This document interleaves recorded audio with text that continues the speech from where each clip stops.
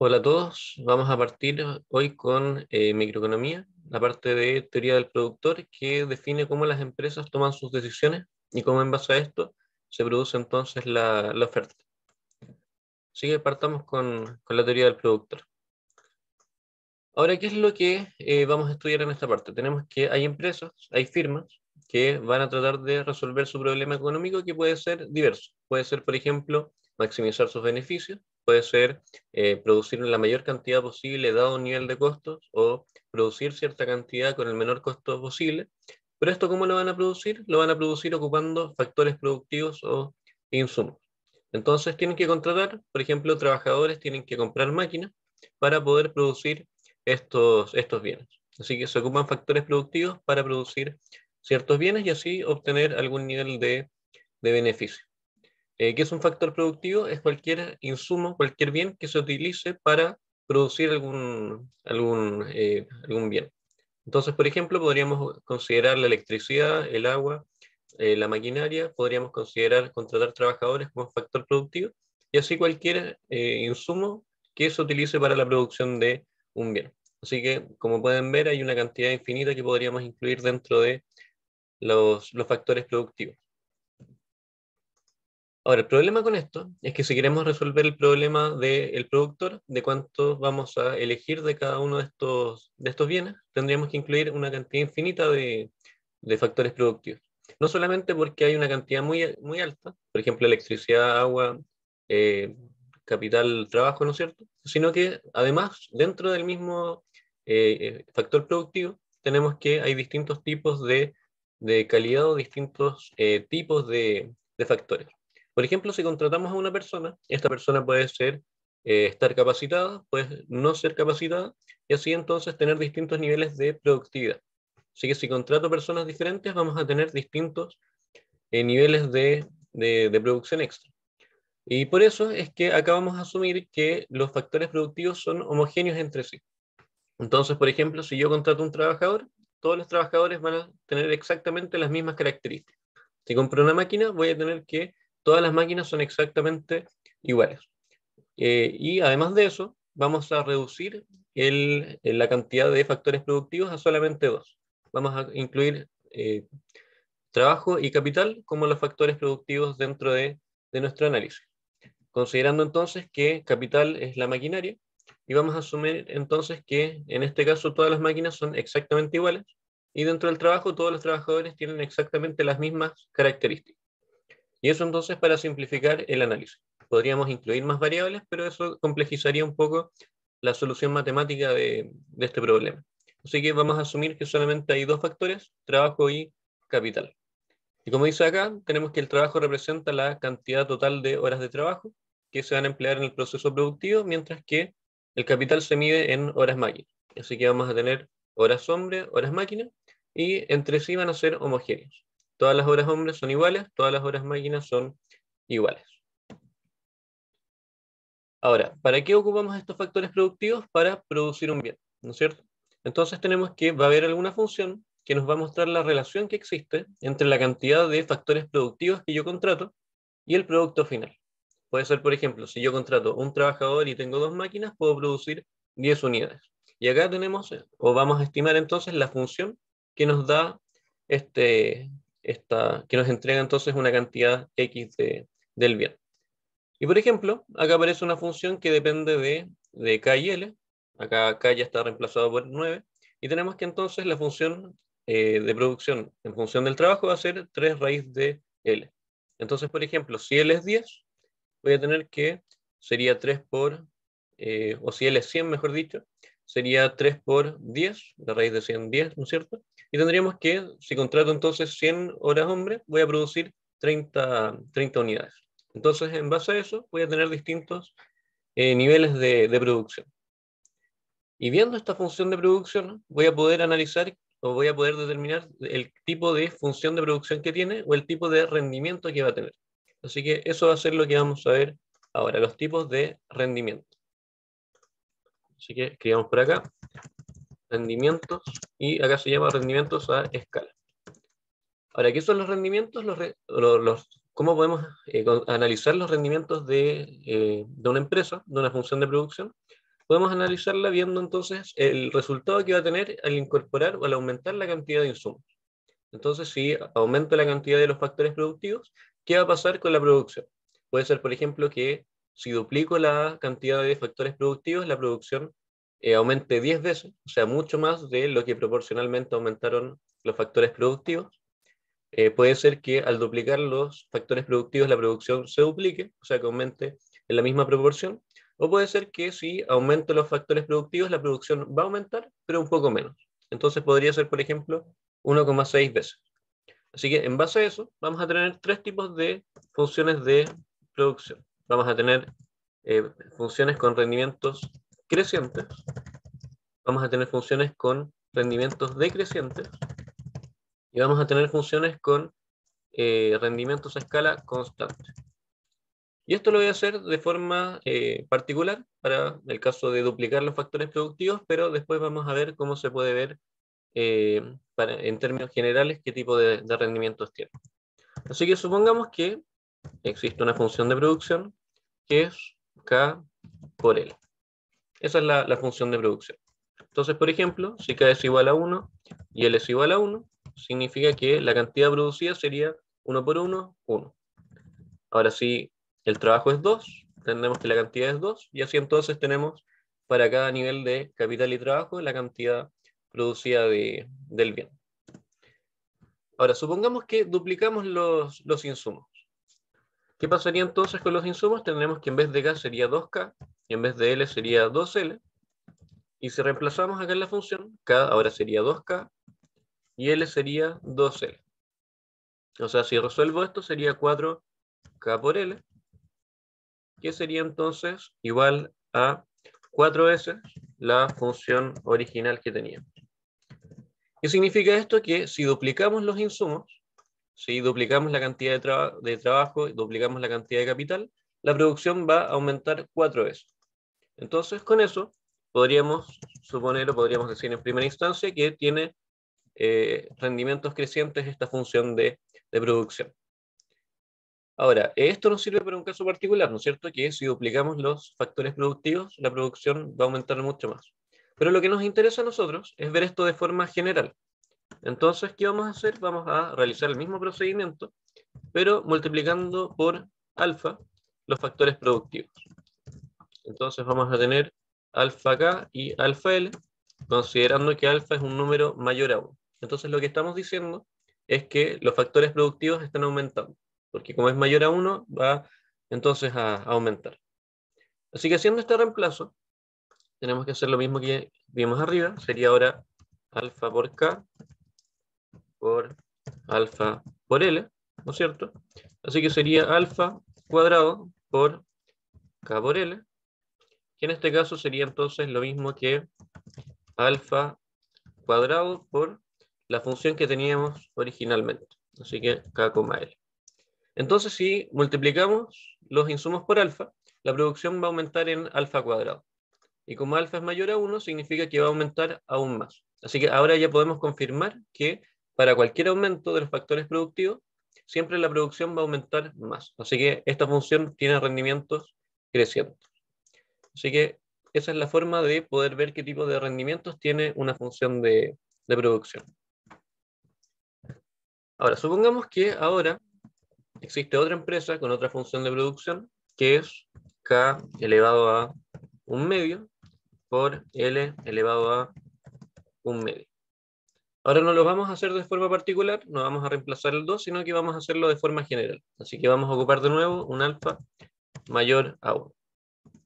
Entonces, para ver cuál va a ser o cuál es el tipo de rendimientos que tiene, tenemos que multiplicar cada factor productivo, ¿no es cierto?, por alfa, y después reemplazar en la función de producción.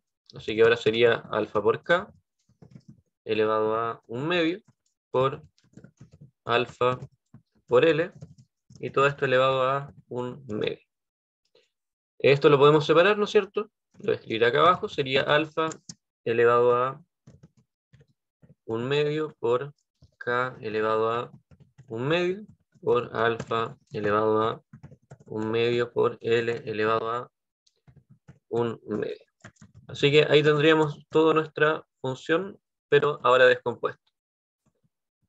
Ahora tenemos que alfa está elevado a un medio acá, ¿no es cierto? También está elevado a un medio aquí. Entonces, como tiene la misma base, sumamos los exponentes, sería alfa elevado a un medio más un medio, que sería entonces alfa elevado a 1 por k elevado a un medio por L elevado a un medio. Y tenemos que esto que está acá a la derecha, que es la misma función de producción que teníamos al principio. Entonces, esto sería lo mismo que escribir alfa por f de k, L. Entonces, alfa por la función de producción que teníamos inicialmente. ¿Qué nos dice esto? Que si aumentamos los insumos en alfa veces, la producción va a aumentar en alfa veces. O sea, en un caso particular, si alfa es 2, por ejemplo, si duplicamos los factores productivos, la producción va a aumentar el doble. Así que va a aumentar en la misma proporción. Y si aumenta en la misma proporción, significa que tiene rendimientos constantes. Así que ese es el segundo tipo de rendimientos constantes. Si yo aumento los factores productivos, la producción va a aumentar en la misma proporción. Y por último, tenemos que está la función decreciente, así que ya sabemos cuál va a ser el resultado. Y acá digamos que, por ejemplo, que es k elevado a un medio por L elevado a, digamos que es un cuarto. Entonces, ¿qué tenemos que hacer? Lo mismo que antes, definir un alfa mayor a 1, y vamos a reemplazar en la función de producción alfa por k por alfa k y L por alfa L. Así que esto ahora sería reemplazando en la función de arriba alfa por k elevado a un medio, ¿no es cierto? Por alfa por L elevado a un cuarto. Yo voy a borrar esto que está arriba para tener un poco más de espacio. Ahora lo podemos descomponer, ¿no es cierto? Así que sería lo mismo que está acá, pero ahora lo estamos separando, así que podría mover esto para acá. Sería alfa elevado a un medio, ¿no es cierto? Por k elevado a un medio por alfa elevado a un cuarto por L elevado a un cuarto. Y eso sería entonces lo mismo que está acá arriba, pero separado. Sería alfa un medio, k un medio, alfa un cuarto, L un cuarto. Tenemos ahora que alfa está elevado a un medio, alfa está elevado a un cuarto, así que podemos sumar el un medio con un cuarto y nos da que esto va a ser igual a alfa elevado a 3 cuartos, ¿no es cierto? Ahí sumando los exponentes. Y sería por k elevado a un medio por L elevado a un cuarto. Sería entonces este k que está acá y este L que aparece aquí. Ahora, ¿qué tenemos que hacer? Tenemos que el alfa se mantiene como alfa elevado a 3 cuartos. Y esto que está a la derecha lo podemos reemplazar por la función de producción que está acá arriba. Así que nos queda alfa elevado a 3 cuartos por la función de producción original. Entonces, si aumentamos los factores productivos en alfa veces, la producción va a aumentar en una cantidad menor, en alfa elevado a 3 cuartos. Así que ya sabemos que estos rendimientos son decrecientes. ¿Por qué? Porque al aumentar los factores productivos, la producción va a aumentar, pero en una cantidad menor. Entonces, por ejemplo, si alfa es igual a 2, tengo que al duplicar los insumos, o los factores productivos,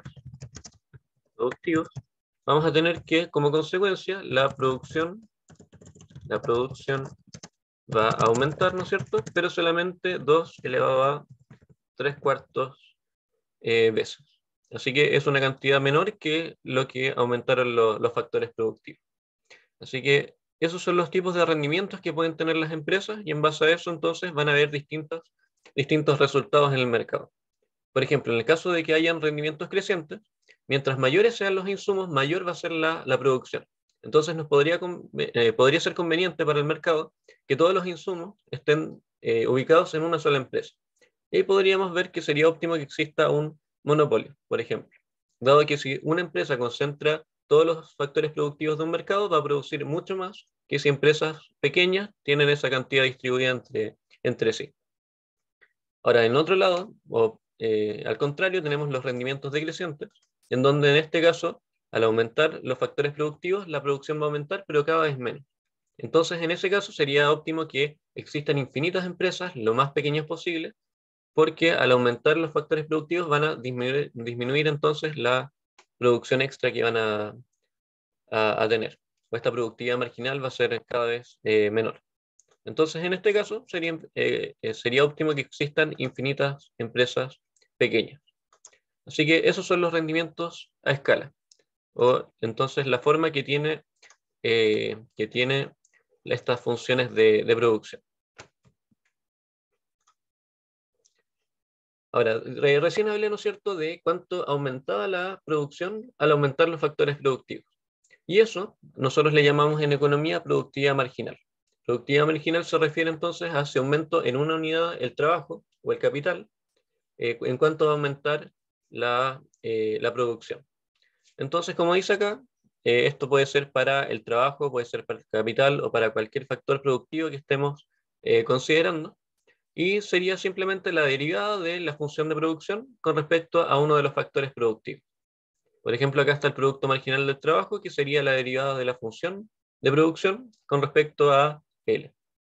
Entonces, por ejemplo, si tenemos que la función es K por L, vamos a tener que la productividad marginal del trabajo sería la derivada de la función con respecto a L, así que sería igual a K. O si queremos ver el producto marginal del capital, sería la derivada de la función de producción con respecto a K, que en este caso sería L. Así que tenemos que derivar la función para ver en cuánto va a aumentar la producción por cada unidad extra de este bien.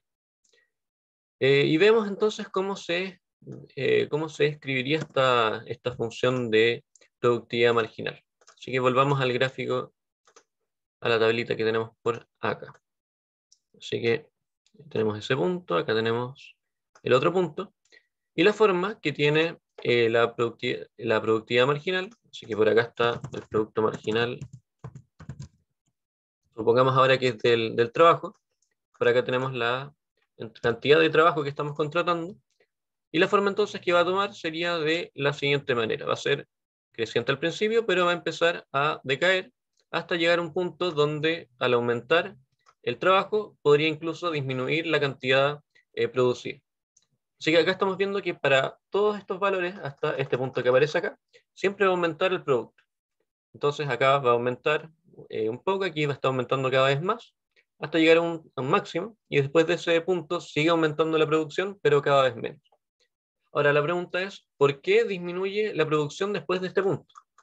Porque tenemos que la cantidad de capital que existe en esta función es fija. Entonces podemos suponer, por ejemplo, que tenemos una fábrica y estamos contratando trabajadores. Entonces, por cada trabajador que contrato, estoy ocupando espacio dentro de la fábrica, ¿no es cierto? Pero como tengo un espacio limitado, si contrato a una persona más, voy a empezar a entorpecer el trabajo. Entonces, esto es lo que me dice esta función. Al contratar a un trabajador, la producción va a aumentar cada vez más al principio. Si contrato a una persona, la producción va a aumentar mucho, ¿no es cierto? La segunda también. Pero ya va a llegar un punto en donde empieza a aumentar cada vez menos. Hasta llegar a un punto, que es este punto que está acá, en donde si contrato un trabajador más, ¿qué va a pasar? Va a incluso disminuir la producción de este bien. Así que eso sería el producto o la curva de producto marginal.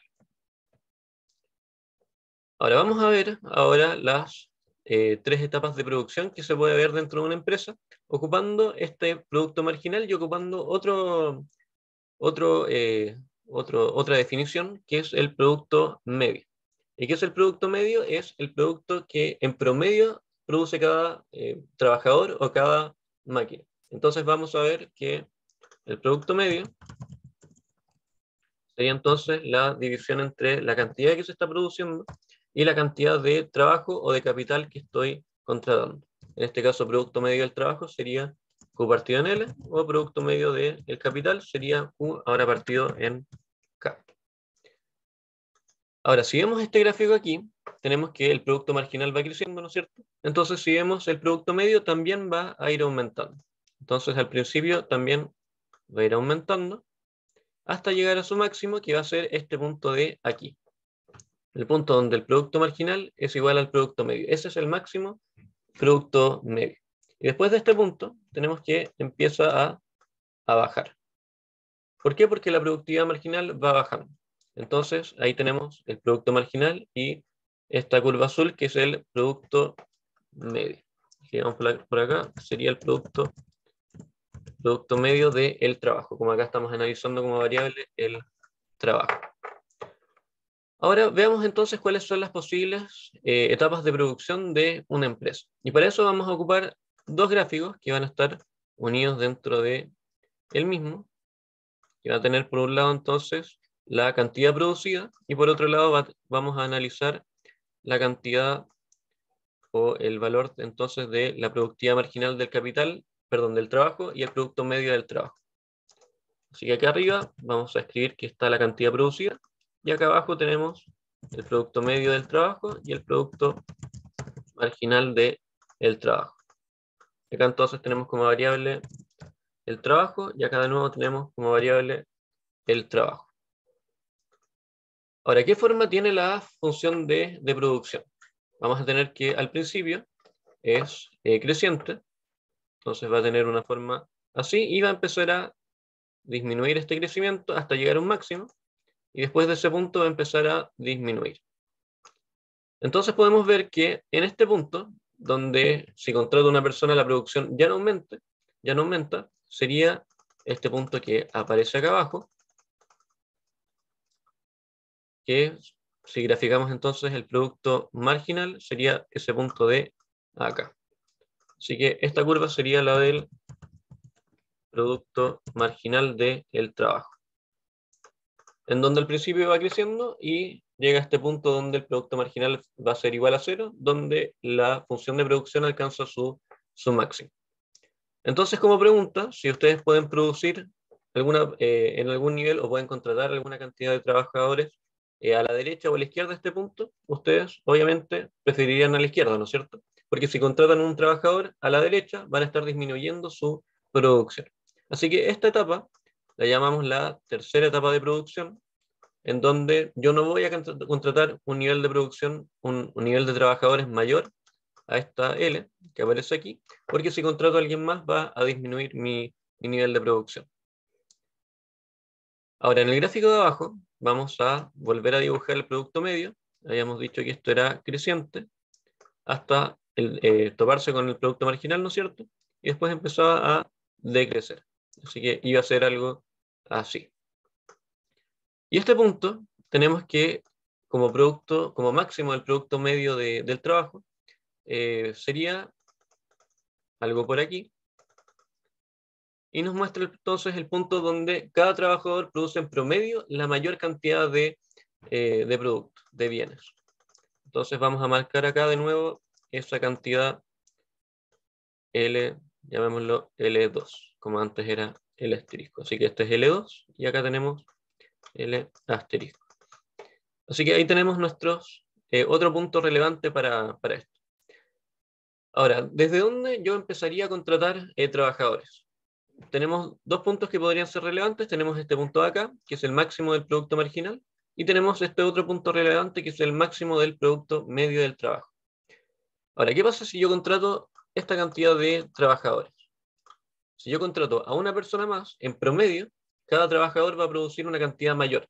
Entonces no me conviene producir en esta zona que está acá, sino que lo que me conviene es seguir aumentando la cantidad contratada hasta llegar a este punto que está aquí. Entonces, esta es la primera etapa donde no me es conveniente contratar trabajadores, sino que me conviene contratar aún más. Me conviene contratar desde este punto a la derecha. ¿Por qué? Porque si contrato menos, en promedio cada trabajador va a estar produciendo una cantidad más baja de lo que podrían producir. Entonces, así se separan las etapas de producción. Tenemos la primera, en donde no me es conveniente contratar porque si contrato más trabajadores va a seguir aumentando el producto medio de cada uno. Voy a tener que aquí está la segunda etapa, donde me es óptimo contratar, dado que ya alcancé el producto medio y está disminuyendo mi cantidad en promedio, pero aún está aumentando la producción, ¿no es cierto? Y tenemos que voy a contratar hasta este punto, que está acá, en donde nos muestra el máximo nivel de producción que podemos alcanzar, dado que el nivel de capital es fijo. Así que eso es bien importante de recalcar, que el nivel de capital es fijo. Así que etapa 1, no me es conveniente contratar esa cantidad de trabajadores porque tenemos que es óptimo contratar aún más, dado que está creciendo el producto medio del trabajo. En la etapa 3 no me es conveniente porque si contrato un trabajador extra va a disminuir la cantidad producida. Y en la segunda etapa entonces sería la etapa óptima. Ahora, ¿cuánto voy a producir dentro de esta etapa? Va a depender. Por ejemplo, podría tratar de producir lo más posible si es que el precio del bien es muy alto y los costos de los factores productivos son bajos. O si esta relación es inversa, si el precio es bajo y la cantidad si el precio es bajo y el costo de, por ejemplo, el salario es muy alto, podría preferir producir en este punto de acá. Así que eso va a depender de otras variables que no estamos considerando. Pero lo importante acá entonces es conocer cuáles son estos puntos donde sería óptimo o no producir, que sería entonces desde donde termina la etapa 1, que es el máximo del producto medio, hasta donde termina la etapa 2, que es el producto marginal igual a 0. Así que ahí tenemos nuestras etapas óptimas de producción.